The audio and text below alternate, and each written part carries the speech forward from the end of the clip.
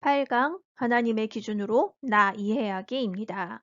이제 마지막 남은 8강과 9강에서는 실제적으로 우리 아이들이 생활 속의 이야기들을 통하여서 하나하나의 생활 속 주제마다 아이들이 기독교적인 관점을 세워갈 수 있는 내용들을 담았습니다. 그리고 이것을 단순히 이론적인 내용으로 부모님 교육으로 그치지 않고 아이들에게 이러한 하나님의 기준을 나에 대한 하나님의 기준을 심어주기 위해 문학을 통하여서 아이들의 그림 동화를 통하여서 심어줄 수 있는 구체적인 실천 방안 그리고 실행 내용까지 같이 담았습니다. 이것을 통하여서 가정에서 아이들과 함께 이러한 동화들을 통하여 하나님의 기준을 하나하나 세워줄 수 있는 시작이 되기를 기대합니다. 자, 가장 이제 인생을 살아가면서 아이들, 그 인생에서 이제 모든 관계를 맺고 살아가는 것이 어떠한 관계를 맺고 살아가느냐 하는 것이 인생에서 이제 가장 중요한 과제인데, 이 긍정적인 관계를 맺을 수 있도록, 그리고, 이 관계에 어려움이 있더라도 그걸 이겨낼 수 있도록 하는 그 힘의 그 근간은 바로 자기 자신을 존중할 수 있는 마음이 있느냐, 이러한 자기 존중감, 자아 존중감이 너무나 중요한 근간이다라는 이야기를 계속해서 말씀드렸습니다. 그래서 나를 소중히 여기는 이 마음을 유아교육 과정에서도 너무나 이제 중요하게 다루고 있습니다. 이러한 나를 소중히 여기기, 자아 존중감을 갖게 하는 것, 이러한 것에 대해서도 이러한 것을 강조하는데 이제 문제는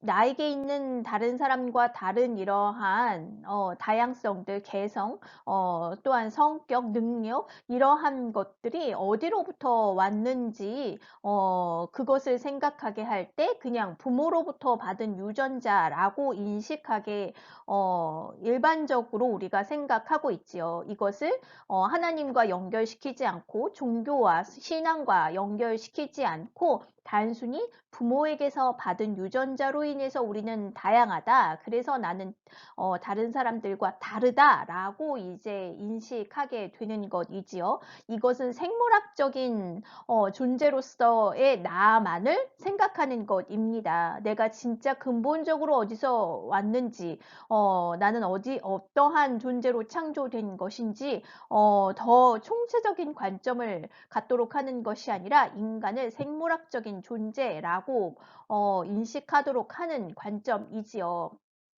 이러한 관점은 인간을 가장 진화된 동물이다라고 이렇게 바라보는 관점입니다. 그리하여서 이러한 진화론적인 관점은 우연적인 사건을 통해서 나는 생겨났다라는 인식을 그러한 세계관을 갖게 만드는 것이지요.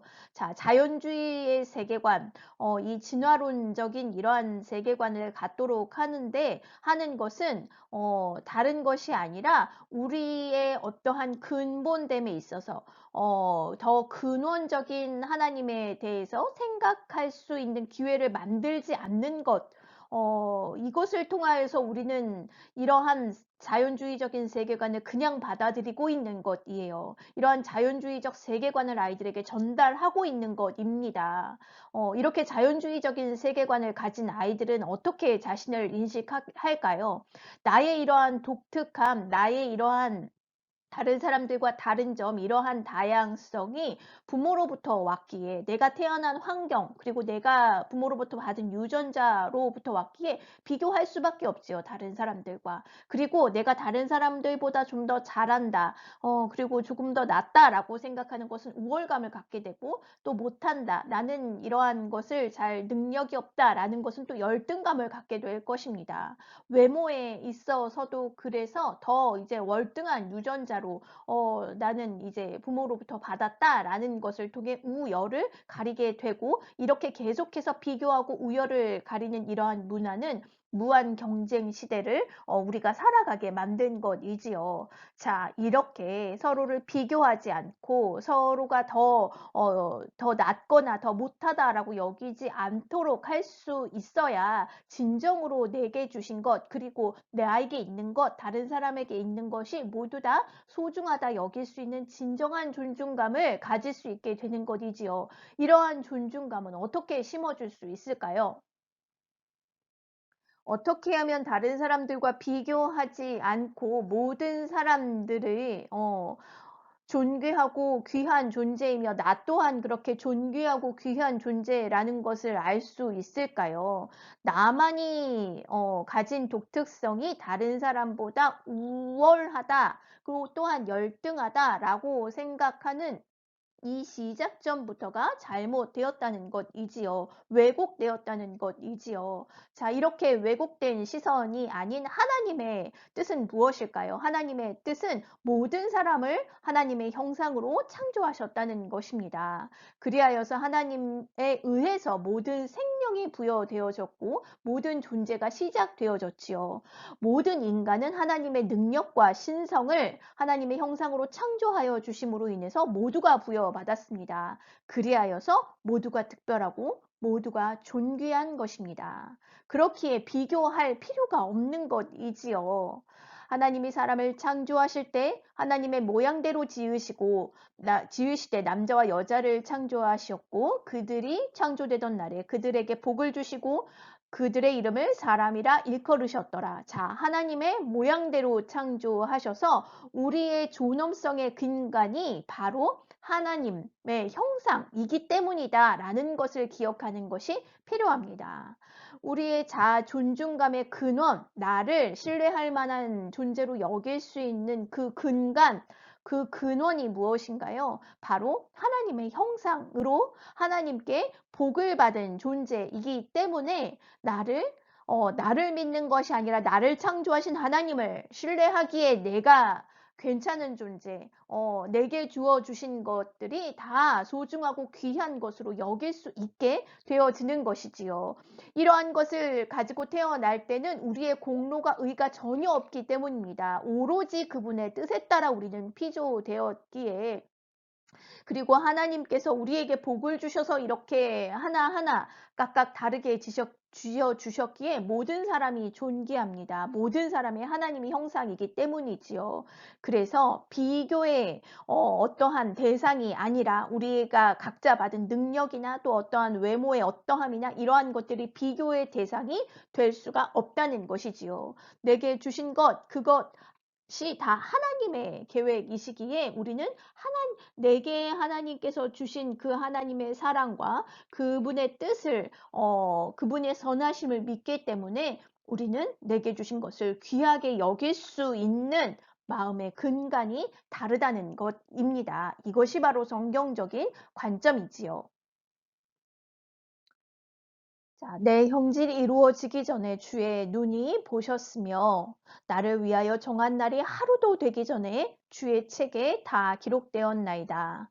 하나님은 우리를 만드시기 전부터 우리를 보고 계셨다라고 말씀해 주세요. 그리고 우리의 날이 하루가 되기도 전에 우리의 전 인생을 하나님은 다 이미 주의 책에 기록하셨다라고 말씀하여 주고 계시지요. 이것이 무슨 뜻인가요? 하나님은 모든 사람마다 특별한 계획을 가지고 다 하나님의 계획 아래서 창조하셨다는 것입니다. 생물학적으로 부모의 DNA를 불려받아서 우리가 다양성을 가지고 있지요. 그것이 그렇게 창조하신 것이 이렇게 다양한 사람들이 각각 다르게 태어나게 된 것이 바로 부모의 DNA를 통해서 이렇게 다양성을 갖도록 하신 것이 하나님의 질서이며 섭리라는 것을 우리가 기억해야 한다는 것입니다. 하나님의 이러한 질서와 섭리에 따라서 우리가 다른 다양성들을 가지고 한 부모에게서 태어난 자녀더라도 형제와 자매더라도 쌍둥이라도 다르게 이렇게 지음받은 것이 바로 하나님의 질서이며 하나님의 계획이고 섭리라는 것을 우리 아이들이 알 수 있도록 기억할 수 있도록 해야 된다는 것이지요. 우연히 좋은 부모를 만나서 남보다 우월한 유전자를 얻은 것이 아니라는 것을 우리는 아이들에게 심어주어야 한다는 것입니다. 모든 것이 하나님의 뜻과 계획 안에 있어서 모태에서부터 우리의 전 인생을 바라보고 계셨다는 것을 우리가 기억해야 한다는 것이지요. 금수저나 흙수저를 어쩌다 보니까 가지고 태어난 것이 아니라 저마다의 다른 뜻과 계획을 통하여서 지금 이곳에 우리가 있다는 것입니다. 그리하여 우리는 내가 다른 사람보다 더 가진 것 혹은 더 가지지 못한 것에 대해서 자랑할 것도 없고 불평할 것도 없습니다. 이러한 인간의 다양성은 하나님의 계획이기 때문에 모두가 소중하며 하나님의 목적과 의미가 있기에 그 목적과 의미를 바르게 찾아가는 것이 중요한 것이지요. 하나님의 목적과 의미를 벗어나서 자신의 욕심과 자신의 유익만을 위해서 하나님이 주신 이러한 능력들을 사용하는 것, 그것이 바로 우리를 멸망의 길로 가게 하는 것인 것이지요. 그래서 하나님께서 나에게 주신 목적과 의미를 찾는 것이 중요하고 모두에게 주신 하나님의 목적과 의미가 계획이 있다는 것을 아이들이 깨달을 수 있도록 하는 것이 중요하다는 것입니다. 이러한 내용들을 우리가 이 동화를 너는 최고의 작품이란다 라는 동화를 통하여서 함께 아이들 마음속에 심어주는 시간이 되었으면 좋겠습니다. 자, 앞 슬라이드에서 제시한 동화 하나를 듣는다고 아이들에게 자아 존중감이 형성될까요? 성경적인 존중감, 정체성이 형성되는 것은 이렇게 뭐 하나를 가르친다고 되어지는 것이 아니라 사실 부모의 삶의 태도를 통해서 아이들에게 전해지는 것입니다. 그것 부모의 삶의 태도를 통해서 아이들에게 심겨지는 것입니다. 이렇게 성경적인 정체성 그리고 자아 존중감을 심어주기 위해서 부모는 다른 형제나 자매 또한 친구들과 비교하지 않는 태도를 갖는 것이 너무나 중요합니다. 부모가 먼저 자녀를 존중하고 존귀하게 여기는 태도는 이러한 하나의 뭐 동화를 읽어주는 것으로 아이들에게 심겨지는 것이 아니라 모든 일상의 말과 행동을 통해서 잠재적으로 아이들에게 전달되어지지요.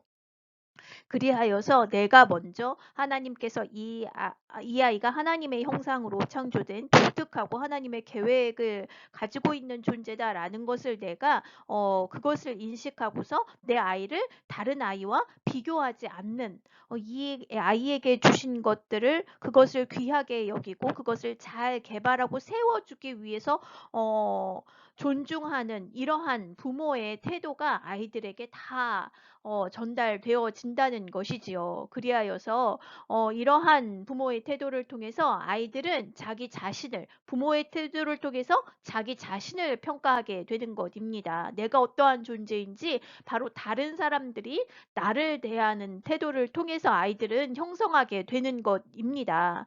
따라서 우리 아이들의 가치관은 스스로를 이렇게 세워진 자아 존중감은 자기 스스로만 존중하고 소중하게 여길 뿐만 아니라 또한 다른 친구들, 다른 사람들까지도 너는 하나님의 택하신 자녀야. 너는 하나님의 특별한 계획이 있어. 너뿐만 아니라 모든 사람은 하나님께서 그렇게 계획을 가지고 다 만드셨어.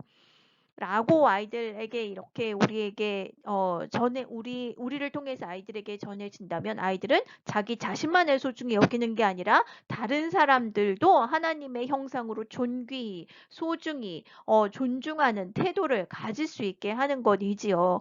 그 존중감의 근원은 어디냐면 바로 그 다른 사람과 나를 존중할 수 있는 그 존중감의 근원은 바로 하나님의 형상이라는 주님의 말씀이시고 우리를 창조하신 하나님께 있기 때문에 이것이 온전히 심겨진다면 이러한 존중감이 흔들리지 않을 수 있고 자신의 존중감을 형성하는데, 그리고 다른 사람들과의 관계를 맺어가는데 성경적인 이러한 근거를 토대로 하여서 아이들이 진짜 하나님께서 기뻐하시는 그러한 삶을, 그러한 자기 인식을, 그러한 관계를 맺어갈 수 있다는 것입니다.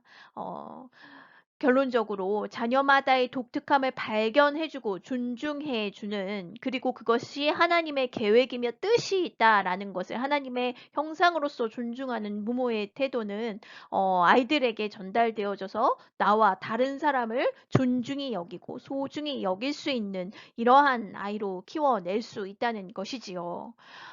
예레미야에서 내가 너를 모태에 짓기 전에 너를 알았고 내가 배에서 나오기 전에 너를 성별하였고 너를 여러 나라의 선지자로 세웠노라 하시기로, 하나님께서 이미 우리 아이들을 뱃속에서 이렇게 짓기도 전에 계획하고 계셨다라는 것을, 우리가 그것을 믿고 이 아이를 그러한 하나님의 눈으로 보는 우리의 태도가 먼저 우선되어야 된다는 것입니다.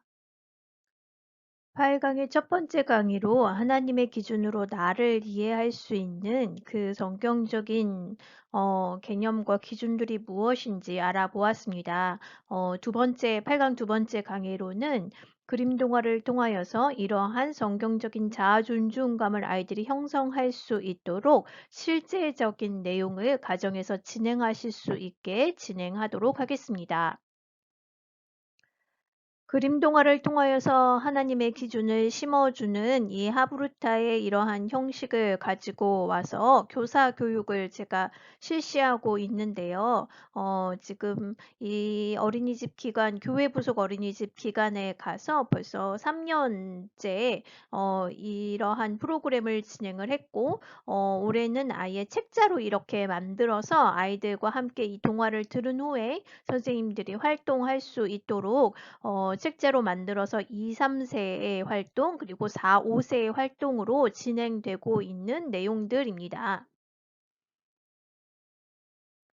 어, 이렇게 제시된 동화들은 제가 다른 이제 유아교육 기관에 가서 교사 교육을 하면서 계속해서 해온 내용인데요. 그 중에서 너는 최고의 작품이란다 라는 동화를 통해서 성경적인 정체성과 자존감을 세워줄 수 있는 이 동화를 통해 아이들하고 이렇게 교육기관에서 실제로 적용하고 있는 내용입니다.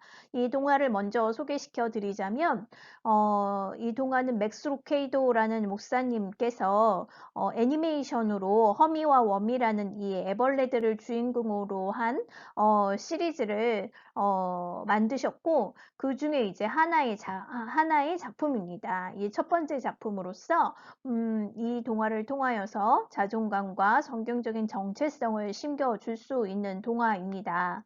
이 허미와 워미는 애벌레들 중에서도 아무런 특별한 모양을 가지고 있지 않은, 볼품 없다고 본인들을 생각하는 애벌레였습니다. 그리고 다른 이제 곤충들, 개미나 무당벌레나 달팽이나 이러한 다른 곤충들과 자기를 비교하면서 자신들은 특별할 것도 없고 너무나 평범하다고 불평하는 애벌레 두 마리였지요.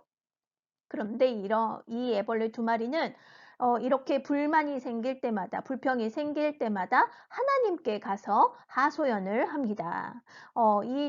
이 맥스 루케이도 목사님의 이 허미 워미 시리즈의 가장 큰 이제 장점은, 이렇게 동화 안에서 주인공들이 문제 상황에 겪을 때마다 항상 하나님께 질문을 하는 내용들로 이 문제를 해결해 가는 그러한 구조를 가지고 있습니다. 이번에는 자기 자신들은 너무나 평범하고 볼품없는 애벌레라는 문제를 가지고 하나님께 간 것이지요. 그때마다 이 애벌레들이 하나님께 가서 그렇게 불평할 때마다 하나님은 나는 너희 모습 그대로를 사랑한단다. 그리고 기대하렴. 나는 너희를 최고의 작품으로 만드는 중이란다. 라고 하나님께서 항상 동일하게 말씀을 해 주셨습니다. 그리고 어느 순간에 이제 애벌레들이 번데기가 되고 번데기에서 나비가 되어져 감으로써 하나님께서 이 애벌레들을 최고의 작품으로 빚어가고 있다라는 이제 그 모습을 아이들이 경험할 수 있게 되는 시간이 될 것입니다. 또한 애벌레 허미와 하나님과의 대화를 통해서 자신은 보잘것없다라는 이렇게 그릇된 자아상에서 최고의 작품이라는 하나님이 계획하신 바, 하나님이 목적하신 바가 있다라는 이러한 자아상으로 치유되어져 가는 그러한 자아상을 발견하게 되는 과정이 될 것으로 기대합니다. 이러한 내용들을 통하여 아이들에게 하브루타의 4가지 질문을 던짐을 통하여서 이러한 자아상을 스스로 아이들이 자신에 대한 자아상을 하나님의 계획과 목적이 있는 것으로 이해하고 그렇게 받아들일 수 있도록 아이들에게 제시하는 기회가 되었으면 좋겠습니다. 이 동화를 듣고 나서 이제 질문을 아이들에게 이제 같이 엄마와 함께 만들어 보고 대답해 보는 과정을 이제 해야 하는데요. 이렇게 질문 만드는 게 우리에게 어렵기 때문에 앞에 이제 7강 강의에서 하브루타의 질문 만들기 강의에서 이제 제시해 드렸던 것과 같이 개념나무를 통하여서 아이들이 이 동화 속에서 기억에 남는 것들의 그 단어들, 등장인물 또 단어들을 이렇게 적어 아이들이 이야기하게 하고 부모님이 이렇게 적어 주시면 좋겠습니다. 등장인물에 대해서 이렇게 적어서 아이들이 그 등장인물의 특징, 그 등장인물의 마음, 변화들을 아이들하고 이제 같이 이야기를 할 수도 있고 또 이 동화 속에서 계속 이제 중요하게 남았던 이러한 단어들은 부모님들께서 아이들이 이런 거를 끄집어내기 어려울 수도 있으니까 부모님께서 이렇게 중요한 단어가 무엇일지, 중요한 개념이 무엇일지 그것과 관련된 단어를 이렇게 적어 줌을 통하여서 아이들이 이것에 대해서 이 단어를 가지고 이제 생각을 확장되어 되게 할 수 있도록 이렇게 제시해 주는 것이 필요합니다. 이러한 단어만 이렇게 좀 우리가 정리를 해 보면 이 동화의 내용이 무엇인지 그리고 이 동화에서 우리가 이렇게 가질 수 있는 관점과 또한 우리를 성찰할 수 있는 우리의 삶에 적용할 수 있는 점들이 무엇인지도 한눈에 이렇게 정리가 되어지기 때문에 진행하는데 이렇게 아이들과 함께 이러한 동화를 정리하고 성경적인 관점을 심어주기 위해 질문을 하고 진행을 하는데 도움을 크게 얻으실 수 있을 것입니다. 앞 슬라이드에서 만든 개념 나무를 가지고서 옆에다 두고서 질문들을 이제 그 나무를 보면서 만들어 가는 것이 훨씬 더 편하실 수 있습니다. 이 개념 나무를 보면서 먼저 우리 아이들이 질문을 해볼 수 있도록 해 주시고요. 그리고 중요한 부분에 대해서는 부모님들이 진행을 하면서 질문을 던지면 좋겠습니다. 여기 있는 질문을 모두 다 할 필요는 없고요. 종합적으로 이 동화를 통해서 우리 아이들이 하나님이 모든 것을 다르게 창조하신 데는 그 목적과 의미가 있기 때문에 모두 다 특별하다라는 것을 기억할 수 있는 하나님의 왜 모든 것을 다르게 창조하셨을까요? 이러한 질문만을 던져줌으로써 이 동화의 전반적인 내용을 정리할 수 있고 하나님의 창조 목적을 기억할 수 있는 질문 하나 정도만으로도 충분할 것입니다. 조금 더 구체적으로 질문에 대해서 설명을 드리자면 사실 질문은 동화의 전반적인 내용을 아이들이 잘 이해하고 있는지를 먼저 점검하는 질문입니다. 이것이 점검되어지지 않으면 아이들이 잘못 이해하고 있다면 오히려 확장된 사고를 할 수 없고 또 더 논리적이고 깊이 있는 사고를 할 수 없기 때문에 아이들이 잘 이해하고 있는지를 먼저 확인하는 것이 필요합니다. 두 번째 상상 질문은 동화 속에 나와 있는 이러한 상황들을 역설적으로 다시 이제 뒤집어서 생각해 볼 수 있는 확산 질문입니다.